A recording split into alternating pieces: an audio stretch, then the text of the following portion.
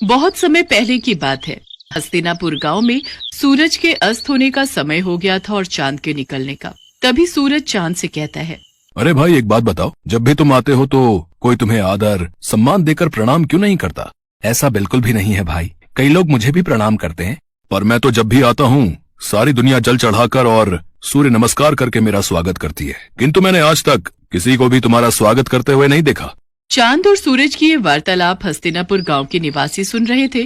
तभी बिरजू कहता है, हम तो सिर्फ सूरज को ही अपना भगवान मानते हैं, चांद हमारे लिए कुछ नहीं है। नहीं, ऐसी बात नहीं है। चांद भी हमारे लिए भगवान समान ही है। चांद भी हमें रोशनी देते हैं। सूरज भगवान तो हमें रोशनी और धूप देते हैं, लेकिन चांद वो हमें क्या देते हैं? लेकिन सारी रात तो हम सोए रहते हैं, तो फिर उस रोशनी का हम क्या करेंगे? हमें चांद की जरूरत नहीं है। हाँ, अगर चांद नहीं भी आएगा तो हमें कोई फर्क नहीं पड़ेगा। हाँ, उसका होना ना होना एक ही बात है। तुम ये क्यों भूल रहे हो? करवा चौथ वाले दिन इन्हीं की पूजा करने के बाद तुम्हारे लिए रखा गया व्रत पूरा होता है। लेकिन शुरुआत तो सूरज भगवान की पूजा से ही होती है। गांव वालों की बातें चांद और सूरज बड़े ध्यान से सुन रहे थे। उनकी बातें सुनकर सूरज तो खुश हो गया, लेकिन चांद थोड़ा उदास हो गया।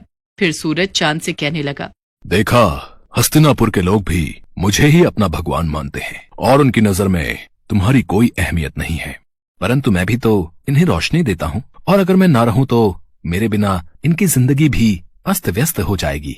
ये तुम्हारी गलतफहमी है। इन लोगों को तुम्हारी बिल्कुल भी जरूरत नहीं है। अगर मेरी जरूरत किसी को भी नहीं है तो ठीक है, आज के बाद मैं आऊंगा ही नहीं। इसके बाद चांद वहां से चला जाता है और उसके जाते ही सारे गांव में अंधेरा छा जाता है। वैसे तो आसमान में कुछ सितारे होते हैं, लेकिन उनकी रोशनी ना के बराबर होती है। लेकिन अंधेरा इतना ज्यादा होता है कि किसी को भी कुछ दिखाई नहीं देता। हस्तिनापुर गांव में बुआई का समय शुरू हो गया था, इसीलिए किसानों को सुबह जल्दी उठकर खेतों में जाना होता है। लेकिन चांद के ना होने से बाहर घनघोर अंधेरा होता है। अरे उमा, जल्दी से उठ जाओ, आज खेत की बुआई करने जाना है। जल्दी से उठ जाओ, वरना देर हो गई तो बाहर धूप बहुत तेज हो जाएगी, फिर खेतों में काम करना मुश्किल हो जाएगा। हाँ, बुआई के लिए तो जाना है, पर अभी बाहर बहुत अंधेरा है। आप भी सो जाओ जी, और मुझे भी सोने दो। मुझे लगता है बाहर सुबह होने वाली है, अब हमें चलना चाहिए। वो तो आप सही कह रहे हो जी, पर बाहर इतना अंधेरा है कि हम जाएंगे कैसे? ठीक है, फिर बाद में ही चलते हैं। इसके बाद दोनों सुबह का इंतजार करने लगे। फिर जब सुबह हुई तो दोनों खेतों के लिए निकल पड़े, लेकिन थोड़ी ही देर में सूरज सर पर आ गया और खेत में काम करना मुश्किल हो गया। बहुत गर्मी हो रही है जी, चलो घर चलते हैं, कल सुबह जल्दी आकर काम कर लेंगे। हाँ, तुम सही कह रही हो, इस भयानक गर्मी में तो हालत खराब हो गई। अगले दिन जब दोबारा काम के लिए उठते हैं तो बाहर बहुत अंधेरा होता है, और बाद में जब काम पर जाते हैं तब तक तेज धूप हो जाती है। इस समस्या से परेशान होकर पवन सूरज भगवान से कहता है, हे सूर्यदेव, अगर आप रात को भी उपस्थित रहें तो हमें कभी भी चांद की जरूरत नहीं पड़ेगी और हम केवल आपकी ही पूजा करेंगे।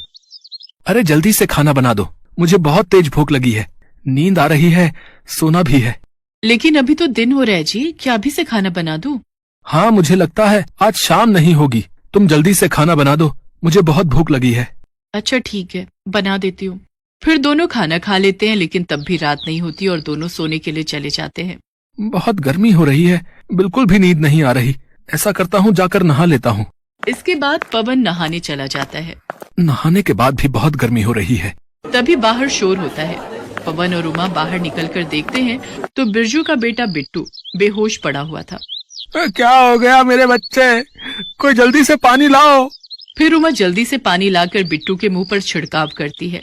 कुछ ही देर में बिट्टू होश में आ जाता है। लगता है दिन रात धूप लगने की वजह से ये बेहोश हो गया था। इसके बाद सभी सोने के लिए चले जाते हैं, लेकिन गर्मी की वजह से किसी को भी नींद नहीं आ रही थी। सारी रात लोगों की ऐसे ही कट जाया करती। इतनी गर्मी में तो हम लोग मर ही जाएंगे। काश सूरज ढल जाता तो इतनी गर्मी नहीं होती और हम लोग चैन से सो पाते। चुप रहो तुम, थोड़ी सी गर्मी सहन नहीं कर सकती? ऐसे ही एक हफ्ता बीत जाता है, लेकिन हस्तिनापुर के लोग बिल्कुल भी चैन से नहीं सो पाते, और देखते ही देखते कई लोगों की तबीयत बिगड़ने लगती है। ये सब तुम्हारे कारण ही हो रहा है। ना तो तुम चांद का अपमान करते और ना तो वो यहाँ से जाते। इसके बाद पवन बाहर जाकर सूर्यदेव से प्रार्थना करता है, हे सूर्य देवता, अब से आप केवल दिन में ही रहिए, हम आपकी गर्मी सहन नहीं कर पा रहे हैं, रात को हमें चांद की ही जरूरत है। इसके बाद पवन और सभी गांव वाले चंद्रदेव को पुकारने लगते हैं। हे चंद्रदेव, हमें माफ कर दीजिए, हमें आपकी भी उतनी ही जरूरत है जितनी सूरज की। हाँ चंद्रदेव, जहाँ दिन सूरज के बिना अधूरा है, वहीं रात आपके बिना अधूरी है। अब से हम आपकी भी उसी तरह पूजा करेंगे जिस तरह सूर्यदेव की करते हैं। ठीक है, मैं रात में तुम लोगों को रोशनी देने के लिए फिर से उपस्थित रहूंगा। मुझे माफ कर दो मेरे भाई, अब मुझे समझ आ गया है कि जितनी जरूरत इस दुनिया को मेरी है, उतनी ही तुम्हारी। सूरज ढल गया और अंधेरा होने लगा। तब चांद ने अपनी रोशनी चारों ओर बिखेर दी। इसके बाद सभी गांव वालों ने सर झुकाकर चांद का स्वागत किया और सभी गांव वाले पूरे 1 हफ्ते बाद चैन की नींद सोए। हल्कू ने आकर अपनी पत्नी से कहा, सहना आया है, लाओ जो रुपए रखे हैं उसे दे दूं, किसी तरह गला तो छूटे। मुन्नी झाड़ू लगा रही थी, पीछे फिरकर बोली, 3 ही तो रुपए हैं, दे दोगे तो कंबल कहां से आएगा? माघ पूस की रात खेत में कैसे कटेगी? उससे कह दो फसल पर रुपए दे देंगे, अभी नहीं। हल्कू एक क्षण अनिश्चित दशा में खड़ा रहा। पूस सिर पर आ गया। बिना कंबल के खेत में रात को वह किसी तरह नहीं सो सकता, मगर सहना मानेगा नहीं, घुड़कियां जमाएगा। चाहे जाड़े में मरेंगे पर बला तो सिर से टल जाएगी। यही सोचता हुआ वह अपनी पत्नी के पास गया और खुशामद करके बोला, ला दे दे, गला तो छूटे, कंबल के लिए कोई दूसरा उपाय सोचूंगा। मुन्नी उसके पास से दूर हट गई और आंखें तरेरते हुए बोली, कर चुके दूसरा उपाय, जरा सुनूं क्या उपाय करोगे? कोई खैरात में दे देगा कंबल? मैं कहती हूं तुम खेती छोड़ क्यों नहीं देते? मर काम करो और जब फसल हो तो उसे लगान में दे दो। लगान चुकाने के लिए ही तो हमारा जन्म हुआ है। पेट के लिए मजूरी करो, ऐसी खेती से बाज आए। मैं ना दूंगी, ना दूंगी। हल्कू उदास होकर बोला, तो क्या गाली खाऊं? मुन्नी ने तड़प कर कहा, गाली क्यों देगा? क्या उसका राज है? मगर यह कहने के साथ ही उसकी तनी हुई भौहें ढीली पड़ गईं। हल्कू के उस वाक्य में जो कठोर सत्य था, वह मानो एक भयानक जंतु की भांति उसे घूर रहा था। वह जाकर रुपए निकाल लाई और हल्कू के हाथ पर रख दिए। फिर बोली, तुम छोड़ दो अब ये खेती। मजूरी में सुख से 1 रोटी खाने को तो मिलेगी, किसी की धौंस तो न रहेगी। ऐसी खेती किस काम की कि मजूरी करके लाओ और उसे भी इसमें झोंक दो, उस पर ये धौंस सहो। हल्कू ने रुपए लिए और इस तरह बाहर चला मानो अपना हृदय निकाल कर देने जा रहा हो। उसने मजूरी से 1-1 पैसा काट काट कर 3 रुपए कंबल के लिए जमा किए थे। वे आज निकले जा रहे थे। एक-एक पग के साथ उसका मस्तक अपनी दीनता के भार से दबा जा रहा था। पूस की अंधेरी रात, आकाश में तारे भी ठिठुरते हुए मालूम होते थे। हल्कू अपने खेत के किनारे ऊख के पत्तों की छतरी के नीचे बांस के खटोले पर अपनी पुरानी सूती चादर ओढ़े पड़ा कांप रहा था। खाट के नीचे उसका संगी कुत्ता जबरा पेट में मुंह डाले सर्दी से कूं कूं कर रहा था। दोनों में से एक को भी नींद नहीं आ रही थी। हल्कू ने घुटनों को गर्दन में चिपकाते हुए कहा, क्यों जबरा, जाड़ा लगता है? कहता तो था घर में पुआल पर लेटा रहे। तू यहाँ क्या लेने आया था? खाओ ठंड, मैं क्या करूं? जानते थे मैं यहाँ हलवा पूरी खाने आ रहा हूँ। दौड़े दौड़े आगे आगे चले आए, अब रो नानी के नाम को। जबरा ने पड़े पड़े दुम हिलाई और अपनी कूकू को दीर्घ बनाता हुआ एक बार जम्हाई लेकर चुप हो गया। उसकी श्वान बुद्धि ने शायद ताड़ लिया कि स्वामी को मेरी कूं से नींद नहीं आ रही है। हल्कू ने हाथ निकालकर जबरा की ठंडी पीठ सहलाते हुए कहा, कल से मत आना मेरे साथ, नहीं तो ठंडे हो जाओगे। यह पछुआ न जाने कहां से बर्फ लिए आ रही है। किसी तरह बस रात कट जाए। यह खेती का मजा है और एक एक भाग्यवान ऐसे पड़े हैं जिनके पास जाड़ा जाए तो गर्मी से घबरा कर भागे। मोटे गद्दे, लिहाफ, कंबल तकदीर की खूबी है। मजूरी हम करें मजा दूसरे लूटें। जबरा ने हल्कू के मुंह की ओर देखा। हल्कू, आज और जाड़ा खा ले।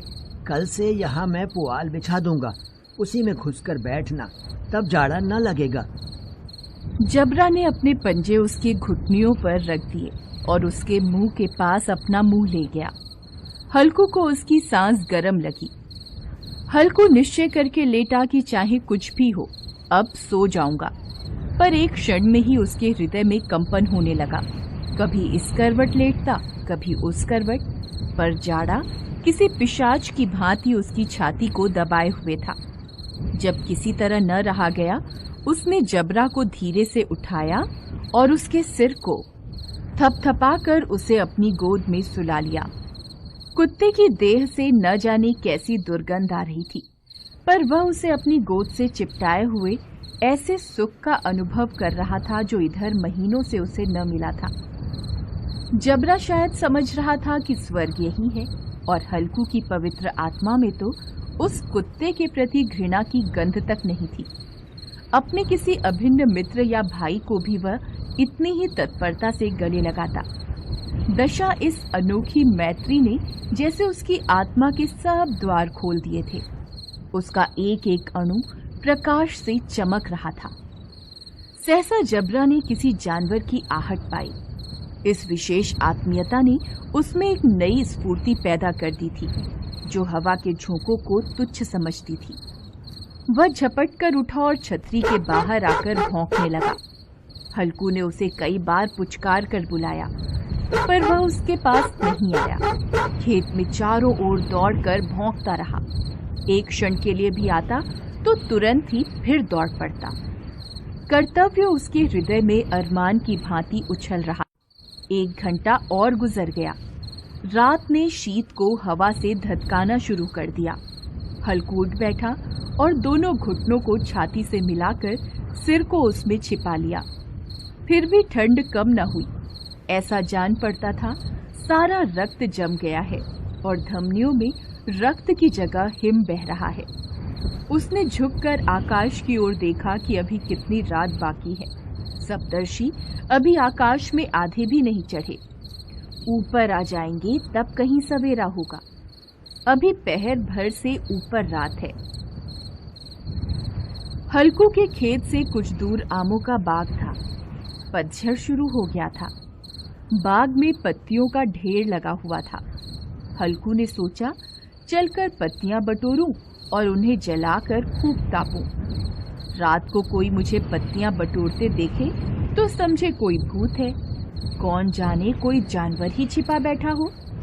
मगर अब जाड़े में भी तो बैठे नहीं रहा जाता। उसने पास के अरहर के खेत में जाकर कई पौधे उखाड़ लिए और उनसे एक झाड़ू बनाकर हाथ में सुलगता हुआ उपला लिए बगीचे की तरफ चला। जबरा ने उसे आते देखा तो पास आया और दुम हिलाने लगा। हल्कू ने कहा, अब तो नहीं रहा जाता जबरू, चलो बगीचे में पत्तियां बटोर कर तापें, अभी तो रात बहुत है। जबरा ने कूं कूं करके सहमति प्रकट की और आगे आगे बगीचे की ओर चला। बगीचे में घुप अंधेरा छाया हुआ था और उस अंधकार में निर्दय पवन पत्तियों को कुचलता हुआ चला आता था। वृक्षों से ओस की बूंदें टप टप नीचे टपक रही थीं। हल्कू ने आग जमीन पर रख दी और पत्तियां बटोरने लगा। जरा देर में पत्तियों का ढेर लग गया। हाथ ठिठुरे जाते थे, नंगे पांव गले जाते थे और वह पत्तियों का पहाड़ खड़ा कर रहा था। थोड़ी देर में अलाव जल उठा। उसकी लौ ऊपर वाले वृक्ष की पत्तियों को छू छू कर भागने लगी। हल्कू अलाव के सामने बैठा ताप रहा था। उसने दोनों पांव फैला दिए मानो ठंड को ललकार रहा हो। तेरे जी में जो आए सो कर। ठंड की असीम शक्ति पर विजय पाकर वह विजय गर्व को हृदय में छिपा न सकता था। उसने जबरा से कहा, क्यों जब्बर, अब तो ठंड नहीं लग रही है? जब्बर ने कूं कूं करके मानो कहा, अब क्या ठंड लगती ही रहेगी। पहले से यह उपाय न सूझा, नहीं तो इतनी ठंड क्यों खाते। जबरा ने पूंछ हिलाई। पत्तियां जल चुकी थीं। बगीचे में फिर अंधेरा छा गया था। राख के नीचे कुछ कुछ आग शेष थी, जो हवा का झोंका आ जाने पर जरा जाग उठती थी, पर एक क्षण में फिर आंखें बंद कर लेती थी। हल्कू ने फिर चादर ओढ़ ली और गरम राख के पास बैठा हुआ एक गीत गुनगुनाने लगा।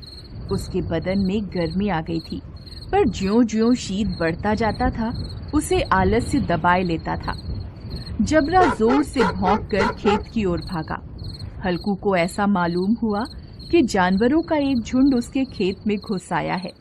शायद नीलगायों का झुंड था। उनके कूदने और दौड़ने की आवाजें साफ कान में आ रही थीं। फिर ऐसा लगा कि वे खेत में चर रही हैं। उनके चबाने की आवाज सुनाई देने लगी। उसने दिल में कहा, नहीं, जबरा के होते जानवर खेत में नहीं आ सकता, वह नोच ही डालेगा। मुझे भ्रम हो रहा है। अब तो कुछ नहीं सुनाई देता। मुझे भी कैसा धोखा हुआ। उसने जोर से आवाज लगाई, जबरा, जबरा। जबरा भौंकता रहा, उसके पास नहीं आया। फिर खेत में चरे जाने की आहट मिली। अब वह अपने को धोखा न दे सका। उसे अपनी जगह से हिलना भी जहर लग रहा था। इस जाड़े पाले में खेत में जाना, जानवरों के पीछे दौड़ना असूझ जान पड़ा। वह अपनी जगह से नहीं हिला। उसने जोर से आवाज लगाई, लिहा, लिहा, लिहा। जबरा फिर भौंक उठा। जानवर खेत चर रहे थे। फसल तैयार थी। कैसी अच्छी खेती थी, पर दुष्ट जानवर उसका सर्वनाश किए जा रहे थे। हल्कू पक्का इरादा करके उठा, पर 2-3 कदम पर एकाएक हवा का ऐसा ठंडा, चुभने वाला, बिच्छू के डंक सा झोंका लगा कि वह फिर बुझते हुए अलाव के पास आ बैठा और राख कुरेद कर अपनी ठंडी देह को गरमाने लगा। जबरा अपना गला फाड़े डालता था। नील गाय खेत का सफाया किए डालती थी और हल्कू गरम राख के पास शांत बैठा हुआ था। अकर्मण्यता ने रस्सियों की भांति उसे चारों ओर से जकड़ रखा था। उसी राख के पास गरम जमीन पर वह चादर ओढ़कर सो गया। सवेरे जब उसकी आंख खुली तब चारों ओर धूप फैल गई थी और मुन्नी कह रही थी, क्या आप सोते ही रहोगे? तुम यहां आकर रम गए और उधर सारा खेत चौपट हो गया। हल्कू ने उठकर कहा, क्या तू खेत से होकर आ रही है? मुन्नी बोली, हाँ, सारे खेत का सत्यानाश हो गया। भला ऐसा भी कोई सोता है? यहां मड़ैया डालने से क्या लाभ हुआ? हल्कू ने बहाना बनाया, मैं मरते मरते बचा। तुझे अपने खेत की पड़ी है। पेट में ऐसा दर्द हुआ कि मैं ही जानता हूं। दोनों खेत की दशा देख रहे थे। मुन्नी के मुंह पर उदासी छाई थी, पर हल्कू प्रसन्न था। मुन्नी ने चिंतित होकर कहा, अब मजूरी करके मालगुजारी भरनी पड़ेगी। हल्कू ने प्रसन्न मुख से कहा, रात की ठंड में यहाँ सोना तो नहीं पड़ेगा।